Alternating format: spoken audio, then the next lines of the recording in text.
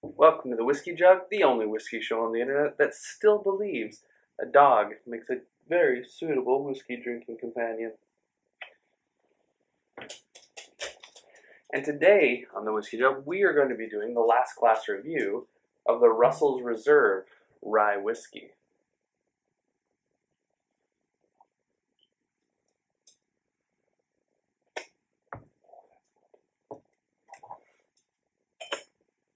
Now, the Russell's Reserve is actually the premium label for Wild Turkey.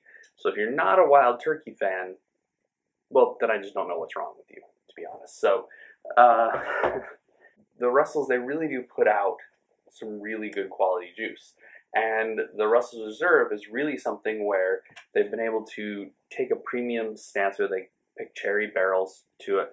Things are aged a little bit longer. They do single barrel programs, or we're getting like 10-year things compared to a lot of the like 6 and 8 and stuff like the year stuff that we get blended in some of the lower things like the Wild Turkey 101. And we're also getting some things that maybe you're not finding in the regular Wild Turkey line. So the Wild Turkey 101 rye, for example, that disappeared a while ago, came back as on premise. Now you're starting to see it even show up in some shops. I found a shop here in Los Angeles that's now carrying the Wild Turkey 101 in the big liter size bottles. But during that time when the Wild Turkey 101 was hard to find, a lot of people were complaining, oh, I can't find it, because it was really good, bold, spicy rye. It's just that 65% rye mash bill, so it had a really good rye kick to it, and it was disappearing. But the thing that a lot of people, myself included, forgot was about this guy. And this right here is the Russell's Reserve Rye. So it's a 6-year small batch rye. And this 6-year rye has that same, it's 65% rye mash bill, and it's awesome. I mean, it doesn't really fully replace the 101, because the 101 did have a stronger character from the higher proof. It had a little bit more spice to it, because to take the proof down before bottling, they add water. So, it had just a little bit less there, but as a replacement for it, this is really, really freaking good.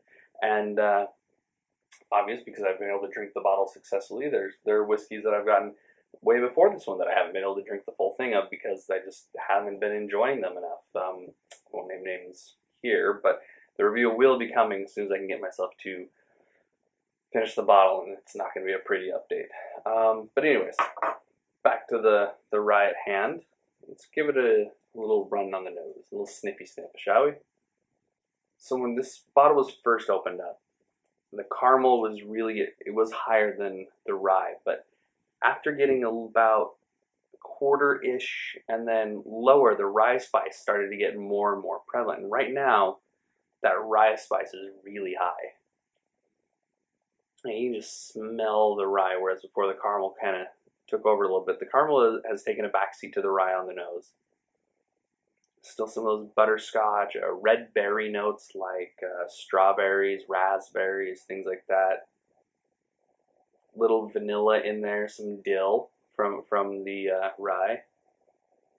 And the wood has also moved up a bit. The wood was a little hidden on the nose before, but it's as the oxygen has interacted the whiskey while it's been sitting on the shelf. That's a tongue twister, sitting on the shelf. And it's, the rye and the wood have both come out a little more. And the dill's moved up a little bit too, but let's see what's happened with the flavor. On the palate, same thing. The rye has moved up a little bit. The caramel's moved down a little bit. You've got more of the wood. You've got also a lot different spices. The pepper, the cinnamon, things like that have kind of moved up a bit too. They've also gotten a little bit more expressive. Caramel, vanilla still in there. Some good leathery notes. But the baking spices have moved up a little. They were just very light hints before, but now here at the end of the bottle, they've really picked up the pace, and that's pretty awesome. The finish has become a lot woodier. The rye has come up a little bit. The dill has come up a little bit. Some of the caramel, the biscuity note that I was getting when it first opened the bottle has gone down a little bit. So, looking back at this, going through this, tasting this last glass, looking through my notes and everything, pondered, that initial 90 score that I gave it, and after giving it some good thought, decided that it gets a 91. And that's going to be its final resting score, is 91, so I'll update the site to reflect that. And so if you're watching this on the site, it should already say 91 above. But yeah, this is just a fantastic rye whiskey. And when people are talking about ryes and what's a good rye to drink, and people are mentioning things like all the Wild or High West products, which are phenomenal, and people are bemoaning the missing Wild Turkey 101, and they're talking about some of the other things, like the Willet ryes and things, which are all also fantastic. It always kind of mystifies me why no one ever talks about this one. I never see it on top 10 lists. I never see anyone talk about it, and it's really sad because it's such a good rye. I mean, I've just drained this one, and I've already got an extra bottle just sitting on the shelf, waiting to be opened as soon as I've killed the other ryes that are already on the shelf. This has been the Whiskey Jug. I'm Josh. This is the Russell's Reserve Rye. Go out and get it.